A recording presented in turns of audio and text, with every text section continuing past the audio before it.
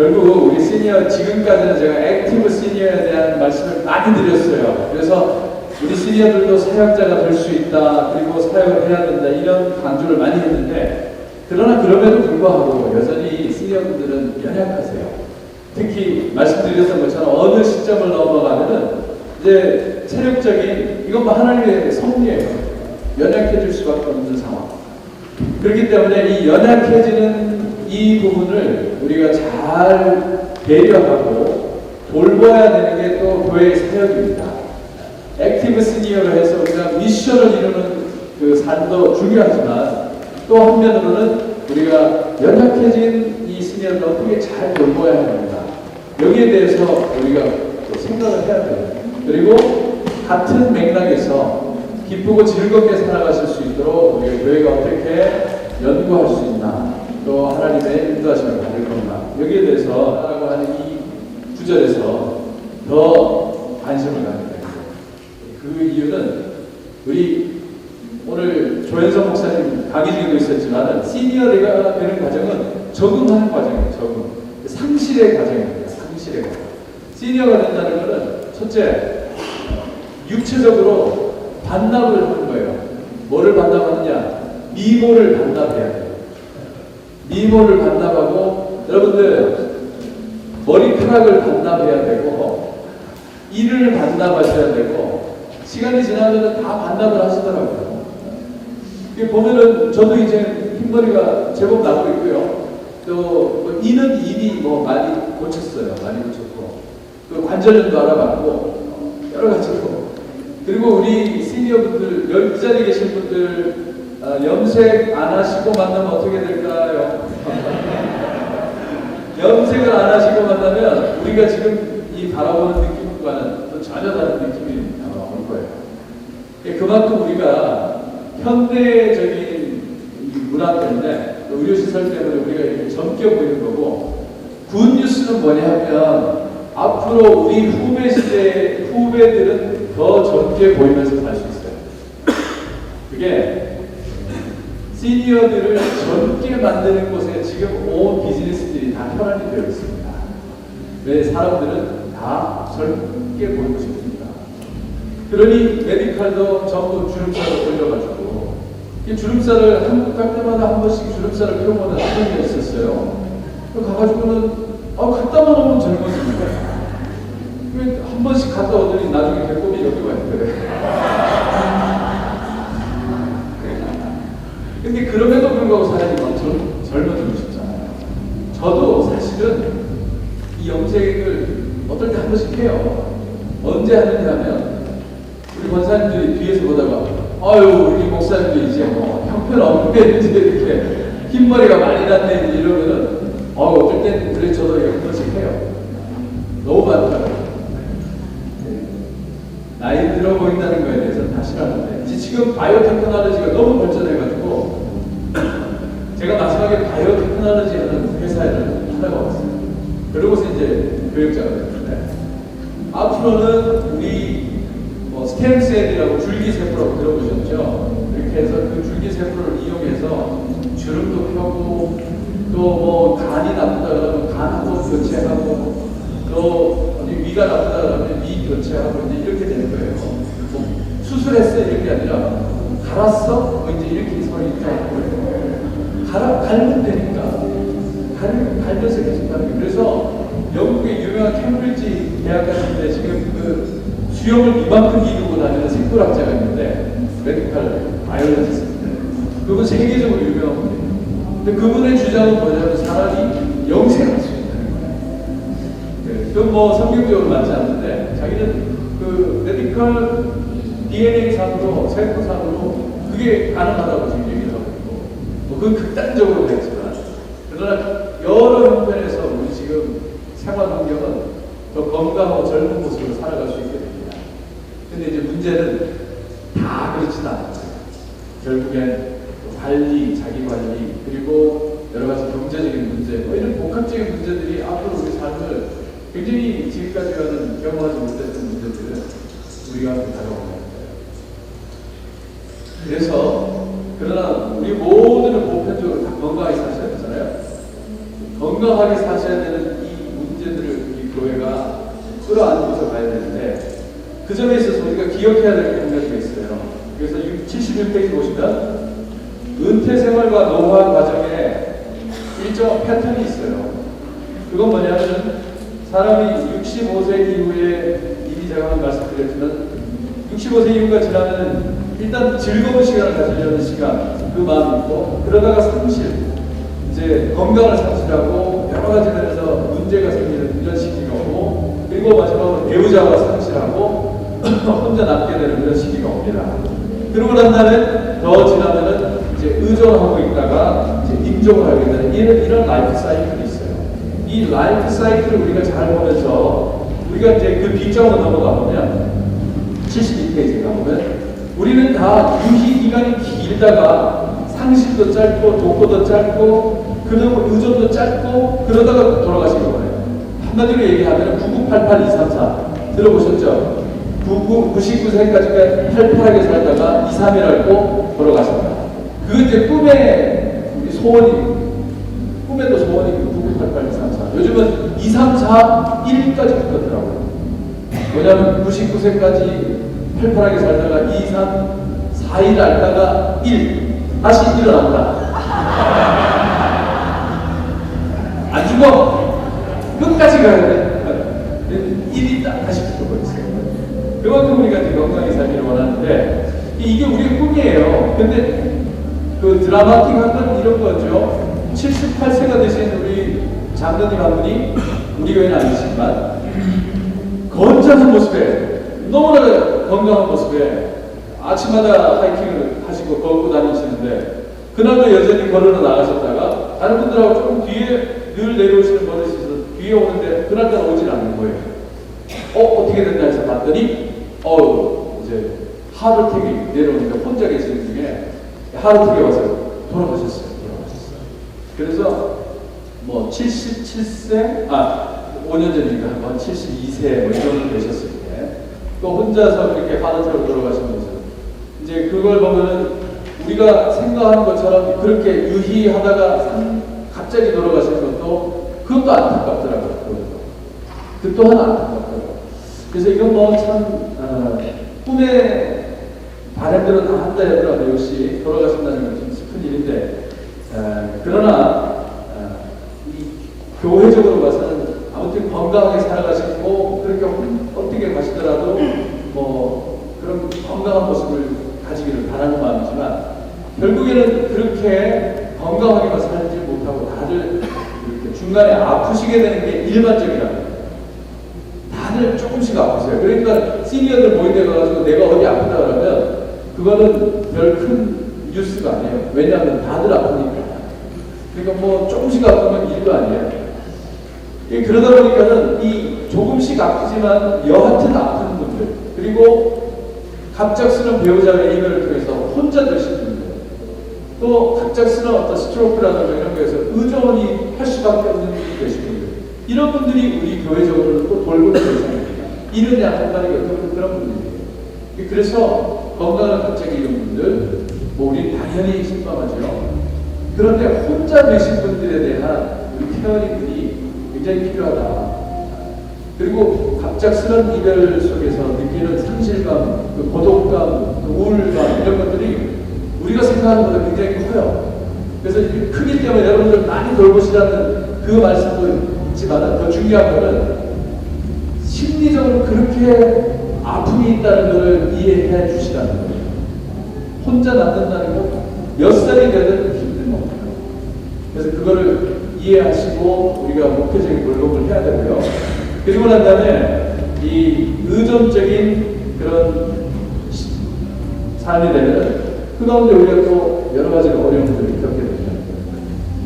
그래서 그런 부분에서 우리가 어떤 사역들을 또 해야 되느냐 하면은 저는 이제 돌아가신 분들이 남게 되는 혼자 계신 우리 분들에게는 다행히 우리 교회의 소그룹이 그 역할을 충분히 잘하고 있는 것 같아요.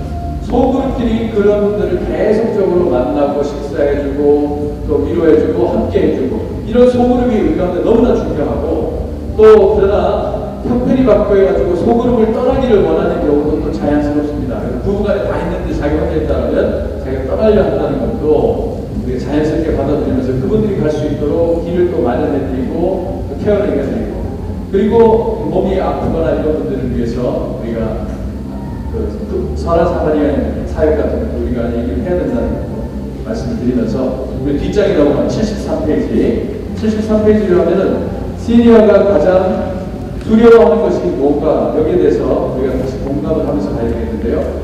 노년에 남들에게 짐이 되지 않을까 걱정하고, 건강에 유의하는 이유를 잘 이해하고, 시니어는 연약해지는 과정이라는 걸 이해해서, 그래서 저는 처음에 시니어분들이 약을 많이 드시는 거를 오래 살기 위한 욕심으로 봤어요.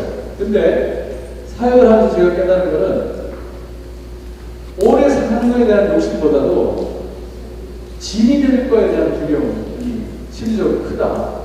그런 것도 저는 많이 느껴요. 그래서 약을 먹고 튼튼해져서 아들, 딸에게 짐이 되지 않겠다는 마음, 이게 굉장히 큽니다. 물론 자기 스스로가 그렇게 아프게 된다면 자기부터 먼저 힘들겠지만, 그런 가족 간의 관계를 생각해서 그렇게 유의하고 있다는 걸 생각하시면서, 그래서 어떤 분들은 잘 모르는 분들, 50대 저같이 40대 이런 분들은, 시니어들은 오래 사는데 집착하는 사람으로 오해를 해요. 오해.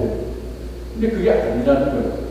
그래서 약을 드시고 또 거기에 의존하게 되고, 이제 심리적으로 약에 의존할 수밖에 없잖아요. 그러니까 뭐 월요일 되면 뚜껑 여는 게 있고, 화요일 되면 뚜껑 열고, 이게 조금 심해지면 어제 닫은 거 다시 한번 열었다가 내가 먹었나 이렇게 하고, 뭐 이런 상황이더라고요 보니까. 그런데 약이 효자인 게 아들, 딸들이 다 현실적으로 뭐 그렇게 자기들 삶이 바쁘니까 뭐 부모님 그렇게 뭐 많이 모시나요? 저부터 해서 지금 한국에서 떠나와서 저희 부모님께 뭐 전화하는 게 고작인데 다들 형편이 그렇거든요. 또 그렇고 부모님들도 자녀에게 짐이 되는 걸 싫어합니다. 그러다 보니까 시니어분들이 약에 의존하고 건강해지려고 노력하는데, 그걸 우리가 건강하게 도와드릴 수 있는 길들을 우리가 교회적으로도 관심을 갖고 그걸 미션으로 보고 우리가 접근을 해야 된다. 이렇게 말씀을 드리고 싶어요. 그래서 그 2번 시니어를 위한, 그래서 문화복지사역 이런 것들이 다 마찬가지로 우리 시니어분들에 대해서 이건 우리의 사역이다, 교회의 당연한 사역이다, 이런 관심을 갖고 해야 되는데, 우리 오늘 그 레크레이션 워크숍을 했던 곳이 갈렌라운지인데, 갈렌라운지는 돌아가신 우리 정 목사님께서 시니어분들을 위한 한 교실로, 한 공간으로 마련해 주셨어요. 그래서 거기서 쉬기도 하시고, 거기 소파도 있고, 그래서 거기 앉아 계실 수 있도록. 근데 실제로 거기 누가 제일 잘 앉아 계시냐, 90대쯤 된 우리 소망의 권사님들, 그 이름하여 우리가 소녀시대라고 부르는 그룹이 있습니다. 소녀시대들이 지팡이 들고 와서 거기 앉아서 거기서 시간을 보냈는데, 그분들에게 그 장소가 교회에서 가장 편안한 곳이에요. 근데 우리는 아무렇지도 않잖아요. 걸어다니고 서 있고 뭐 딱딱한 의자에 앉고 이래도 아무런 상관이 없잖아요. 근데 그분들 입장에서 이 딱딱한 의자에 예배 끝까지 하는 것도 힘들고 여러 가지로 힘든 게 많다는 거예요. 그래서 그런 부분들을 우리가 마련해 드릴 수 있어야 된다. 이런 부분을 정 목사님께서 이렇게 해주셨고, 또 제가 이제 사역하는 중에 잘 들리지 않는 이 부분도 아직 저는 청력이 좋으니까 경험을 못 하는데, 안 들린다 그러면 제가 그냥 안 들리시나 보다 라고만 생각을 했는데, 어느 날 강력하게 컴플레인하는 분을 만났어요. 나 교회 안 나오겠대. 그 말 들으니까 이제 얘기가 좀 다르잖아요. 그래서 그럼 어떻게 해야 되나 생각을 해봤더니 그런 기계가 있더라고요. 청취 기계가 있어요. 청취 기계. 그래가지고 설교를 하면 이 시스템하고 연결해서 귀에다 꽂으시면 스피커로 들리는 게 아니라 여기에 꽂은 레시가를 통해서 듣게 돼요. 그렇기 때문에 설교를 명확하게 듣고, 그 명확하게 들으니까 은혜를 받으셔서 오늘도 나와서 지금 봉사하고 계시는데, 그래서 이 시스템을 마련해야 되겠다. 그리고 시스템 마련하는데 뭐 교회 재정이 마련된 게 없어요. 그런데 그게 다 합치니까 몇천 불 됐더라고요. 그런데 한 분이 하시겠다. 한 분이 이러이러한 이유로 해서 하시겠다 했더니, 헌금이 필요하다 했더니 시니어 분이 하셨어요. 그분을. 그러면서 그분은 요즘 교회 오시면 바로 그거부터 끼고 그냥 예배 드리시는데, 예배 드리는데 너무 행복 그래서 이런 부분도 우리가 생각해야 되는구나. 이게 바로 뉴트리션이에요. 먹을 것만 드리는 게 뉴트리션이 아니라 그렇게 앉아 계시는 거, 뭐 이런 등등의 재반 시설들에 대해서 우리가 그분들을 배려하는, 글자도 크게 하고, 뭐 이런 부분들이 우리 가운데 너무 중요하다는 것이고요. 그리고 행복대학에서 이제 클래스 중에 우리가 스마트폰 이런 것들을 하는 것도 뭐 인리치먼트, 풍요롭게 하는 것도 있지만 결국에 그분에게 뉴트리션에 대해서 배우고 손자손녀들하고 카톡을 할 수 있도록 도와드리고 이런 것들 우리가 다 필요하다는 거고, 또 버스 라이드에 대한 부분, 그리고 우리 교회는 매월 의료봉사가 있어서 기본적인 의료 체크업을 할 수 있도록 교회에서 도와드리고, 또 중요한 게 예배드리다가 넘어지시는 분들 계세요. 이렇게 기절하시는 분들, 또 혈압약을 갑자기 바꿔 드시고 오셨는데 졸도하시고, 또 여러 가지로 상황 때문에 졸도하시는 분들이 계셔요. 그래서 이제 그런 분들을 위해서 그런 상황이 되면은 어디 누울 수 있는 베드 같은 것들이 필요하더라고요. 의료용 베드 같은 거. 이제 그런 것도 우리가 이멀전시용으로 두고, 또 휠체어도 우리가 하나씩은 교회에서 두어서 오신 분들이 이 휠체어를 타고 들어오실 수 있도록 그렇게 해야 되는데, 우리가 그런 부분에 굉장히 좀 약해요. 이 건물도 우리가 이행을 위해서 지었는데, 젊은 사람 용도된다고 생각해서 지었는데, 여기는 휠체어 액세스가 아래층에 될 수가 없어요. 전부 계단입니다. 우리가 그런 부분에서 배려하는 문화를 갖게 되면, 그러면 그 시니어분들도 너무 고마워하고, 그리고 우리는 다 사람이지라 존귀한 대우를 받기를 원해요. 자기가 디세이블드가 되어서 무시당한다는 것은, 이거는 교회가 할 일이 아닙니다. 교회가 누구든지 대우하고 존귀한 한 영혼으로 대우할 수 있는 그런 부분에 우리가 시스템들을 가져갈 필요가 있습니다. 그리고 문화 및 스포츠 사역, 이런 것들, 탁구 같은 거, 또 뭐 무용 같은 거, 음악, 악기 이런 것들이 결코 교회가 해서는 안 될 사역이 아닙니다. 그게 우리가 해야 할 사역입니다. 탁구 이런 데다가 탁구대를 설치를 했는데 남성분들이 엄청 지금 열심히 하고 있어요. 남성 시니어. 그리고 여성들도 그 중에 탁구 좋아하는 분들이 와서, 그러면서 이제 행복대 학생들이 늘어나고, 학생이 늘어나는 것, 그것도 중요하지만 다들 그렇게 행복해 한다는 것 자체가 교회가 하나의 사역의 공간을 줬다 생각하고요. 한국이나 미국이나, 미국 교회도 마찬가지예요. 미국 교회도 가면요, 큰 교회는 스포츠 센터를 자기가 건물에 가지고 있어요. 피트니스를 가지고 있어요. 그래서 그 피트니스 안에서 다 수영도 하고 다 할 수 있게 이렇게 지금 준비하고 있거든요. 그 왜냐하면 이 문화가 바뀌었기 때문에. 문화가 예전엔 교회라고 하는 것이 반드시 예배하고 거룩한 회당으로, 예배당으로 왔지만 지금은 생활 공간이에요. 생활 공간이 되지 않으면 전도가 되지 않습니다. 전도가 되지 않아요. 그래서 이제 그런 전도가 활성화가 안 되는 뜻이죠.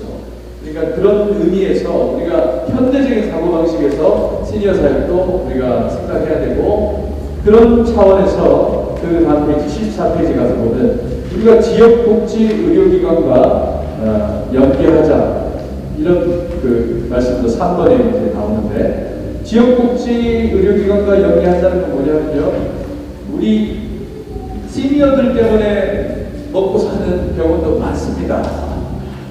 그런 분들이 그 단순히 의료만이 아니라 예방 차원에서 와서 강연도 할 수 있도록 그렇게 하고, 또 그분들의 행사의 경우에 따라서는 그분들의 도움과 참여, 도네이션 이런 부분도 우리가 또 활용하면서 시니어 사역들을 할 수 있도록 그렇게 하면 좋겠다, 이런 말씀을 드리고 싶고, 실제로 우리가 또 그렇게 행사했을 때 그분들의 참여를 이렇게 인바이트를 합니다. 그러면 와서 강연도 하시고, 그렇게 서로 간에 교류가 있는 게 좋고, 공공복지정책 전문가와 연결해서 또 복지 서비스 담당 전문가를 양성하는 거. 우리 오늘 콜롬비아에서 지금 오셨는데, 오늘 아침에 오셨어요. 새벽 기도 마치고 사역을 마치고 오셨다는데, 콜롬비아도 제가 보니까 아주 특이해요.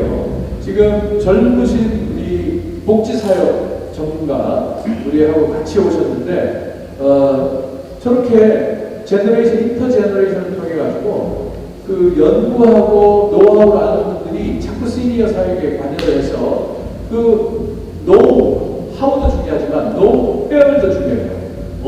어디에 뭐가 있는지를 알아요. 이게 복지 정책에서 나오는 그랜트들도 있고 우리가 활용할 수 있는 부분이 분명히 있거든요. 근데 그런 부분들을 우리가 모르고 지나가요. 심지어는 이 지역에 미국 페더럴 로에 의해서 연방법에 의해서 시니어 센터를 다 카운티마다 있습니다. 여기 교회, 우리 교회도 바로 그저 한 500m만 가면은 그 시니어 센터가 있어요.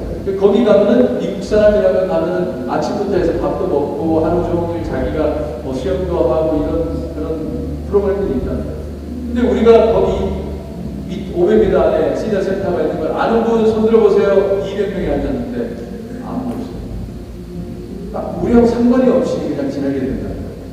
근데 그런 부분들을 우리가 인포메이션도 드리고 그것을 이용할 수 있는 문화적인 우리 훈련도 좀 하면서 활용하는 그런 이제 우리 시니어 사역 이런 것들을 우리가 해야 된다 이런 말씀을 좀 드리고 싶고요. 그래서 우리가 지난번에는 카운티의 시니어 서비스 담당자를 우리가 모셔가지고 무엇을 우리가 서비스 받을 수 있는지 이런 인포메이션도 알게 되었고 최근에 저도 또 알게 된 게 그런 분들하고 만났더니 복지기관에서 일주일에 뭐 3번을 점심을 무료로 제공하더라고요. 그분들은 그 기관에 가면은 점심을 먹으면서 서로 이제 교제를 할 수 있는 뭐 그런 부분도 있어요. 근데 이제 그거는 우리 문화에서는 쉽게 접근하지 못하지만 그런 부분을 알고 난다면 또 한 번씩 또 그런 거 필요한 분들에게 이런 정보들을 드리고 또 모시러 갈 수 있다 이런 말씀을 드리고 싶고 이 4번에 시니어도 행복 추구권이 있다. 예, 시니어도 행복한 시간을 갖기를 원한다. 자녀들을 대신하는 역할을 교회가 맡아보자. 그리고 하나님께서 창조하신 세계를 돌아보게 하자. 이 부분도 제가 중요하다고 생각하는 게 시니어분들을 제가 서베이를 했어요. 어디를 제일 많이 가고 싶으세요? 해서 제가 아는 지역을 몇 개를 적었어요. 하와이, 알래스카, 옐로스톤 그리고 뭐 기타 등등 했더니 어디가 1등 나왔겠습니까? 하와이. 저는 하와이, 미국 오래 사셨기 때문에 하와이 지금 다 갔다 오셨으리니 생각했어요. 근데 그거는 제 생각이었고 실제는 보니까 전혀 그렇지가 않은 거예요.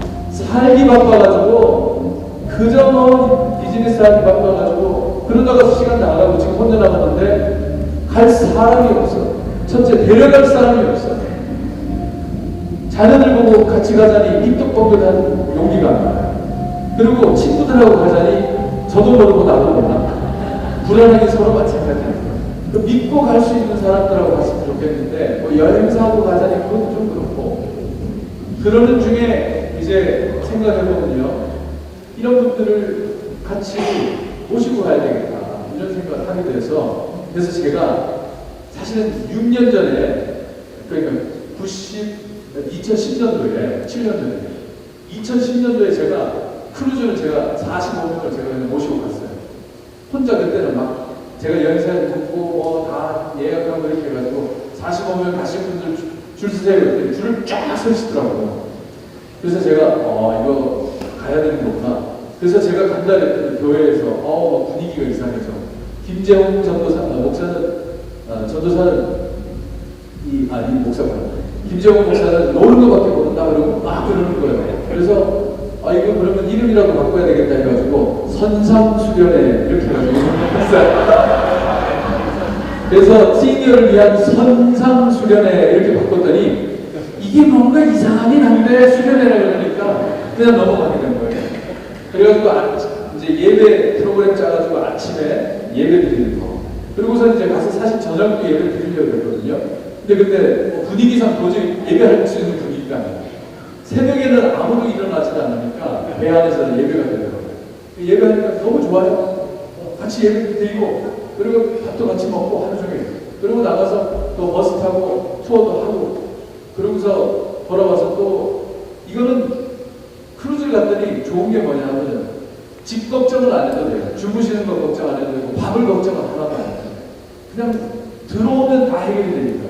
그리고 셋째 잃어버릴 염려가 없어요. 아무리 돌아봐야 봐야 그래서 뭐 걱정이 하나도 없더라고요. 그래서 이게 크루즈가 시니어 프로그램이구나. 저는 왜 크루즈를 생각했냐면 그 텔레비전에서 보던 그 멋있는 그 아주 팬시한 모습들을 생각하고 거기 가면은 젊은 사람들의 그 아름다운 모습을 볼 수 있을 거라고 생각했는데 웬걸 완전히 시니어 프로그램이에요. 크루즈는 전부 시니어예요. 시니어. 제가 보니까 그럴 수밖에 없는 게 하루 종일 배에 갇혀 있으니 이게 젊은 사람 입장에서 답답할 수도 있잖아요. 그래서 이제 갔더니 이거 좋구나. 그래서 이제 저희 갔다 와서 이건 뭐 매번 가자니 좀 눈치가 보여가지고 못했는데요. 작년에 한 번 또 다녀왔거든요. 다녀왔더니 너무 좋아하시고 그래서 갔다 와서 제가 당회원들이 저에게 조금 눈치를 주시더라고요. 근데 제가 설명을 드렸어요. 이 시니어 사역에는 SENIORS가 있는데 R이 레크레이션이고 레크레이션은 당연히 시니어 담당자가 해야 될 사역입니다. 왜냐하면 젊은 분들도 다 핑계 만들어서 가지 않느냐. 솔직히 성지 얼마나 순례하십니까? 그와 함께 또 동반되는 즐거움이 있잖아요. 근데 그건 당연히 그렇게 해서 가야 되는 거예요. 저는요, 성지순례를 가신다 하면요, 여러 가지가 복합적으로 돼서 가야 되는 거라고 생각해요. 그 막 성지만 따라다니는 이 스터디 투어 같은 거는 여러분들 가시면 못해요. 그렇게만 가자는 게 아니라. 그래서 리크리에이션을 해야 돼요. 리크리에이션. 그래서 저는 당연 보고 그랬어요. 그러면 우리 장로님께서는 어머니를 모시고 여행을 몇 번 가십니까? 또 식구들이 어머니를 모시고 몇 번 가십니까? 그런 가는 건 없어요. 그럼 우리 교회가 그런 부분을 이제 현대적인 감각을 가지고 그렇게 해야 되고 또 경우에 따라서는 우리가 장학금 같은 것도 마련해가지고 그걸 가기를 소원하는 못 가시는 분이 있으면 이렇게 돕기도 해야 돼요. 꿈에도 소원하는 크루즈 한번 이런 분들 계시니까 그런 분들 우리가 한 번씩 그런 걸 해드려야 된다고 생각하고 있습니다. 그래서 이제 자녀들을 대신해서 하는 이런 사역을 우리가 계속해 나가야 된다. 그리고 그 창조하신 세계 가운데 갔을 때 분명한 또 메시지가 있어요. 그래서 이제 그런 행복 추구권을 가져가야 된다. 그래서 넘어가면 5번은 이미 이제 말씀을 드렸고 5번에 이제 이 필드 트립 앞으로 그 시니어분들을 그저 차 타고 가서 벚꽃 구경하는 이런 우리 수련회 말고 좀 공부해서 가는 어떤 트립 같은 걸 해보자. 그게 뭐냐면 우리가 미국에 사는데 미국은 너무 모르면서 그냥 미국에만 사는 거예요. 그게 이제 우리가 주청사도 견학도 해보고 또 소방서도 견학도 해보고 CD 홀도 우리가 가서 견학해보고 그분들이 과연 우리가 살고 있는 이 지역에 사람들이 어떻게 살고 있는지 구경하고 그래서 제가 시니어분들을 목요일 호산나 기도회가 마치고 나면 제가 버스 한 대 우리 15명 정도 모시고 그래서 이 주변에 있는 커피집 커피를 볶아서 만드는 그 목사님이 계세요. 그분은 이 제3세계 지역에서 싸게 파는 커피를 비싸게 주고 사오는 사역이 자기 미션이에요. 제값을 주고 사와서 그걸 교회 같은 곳에 판매를 하는 거예요. 근데 커피 퀄리티가 되게 좋아요. 그거 하는 그 공장이 있어요. 그런 데 가서 그것도 구경하면서 그러면서 이곳이 교회다. 공장이 교회예요. 그런 모습도 우리가 보여드리고 또 내셔널 프레이어 데이 할 때 우리 듀루스 시리 광장에서 우리 기도하는 데 가서 우리가 같이 다 참석하고 또 보조구역팀이 가서 또 우리 공연도 하고 그렇게 해서 CD하고 같이 하고 그리고 뭐 제 앞에서는 뭐 CNN까지 갔다 그러더라고요. CNN까지 갔다 그러는데 그분들 한참 하실 때 그래서 뭐 그렇게 가셨다고 그래서 이제 그런 부분들을 과감하게 생각하면서 우리 그 5번에 3번에 보면 과감하고 새로운 프로그램을 우리가 계속하고 배우면 필드 트립 이런 것들을 해봐야 되겠다 이렇게 이제 생각하고 있습니다. 그래서 우리가 뭐 성지순례를 늘 이스라엘만 갈 게 아니라 우리가 늘 청교도가 이 나라를 세운 미국 그런데 청교도가 어떻게 세웠는지 어떻게 도착을 해서 어떻게 내려와서 남북 전쟁은 어떻게 나고 그래서 어떤 미국의 역사가 일어났는지를 한번 필드 트립을 해보고 싶어요. 그래서 이번에 우리가 이제 박형호 목사님하고 좀 같이 공부를 해가지고 이 청교도가 도착했던 플리마우스에서부터 쭉 따라 내려오는 스터디를 해가지고 한번 그런 필드 출입을 한번 해봐야 되겠다. 이런 생각을 좀 하고 있고요. 그러면서 시니어분들에게 가만히 둬도 알아서 여행을 가시거든요. 그러니까 그 여행 가는 거를 우리 이런 영적인 일들과 같이 연결시켜가지고 우리 강자들은 읽어야 알게 될 것이다.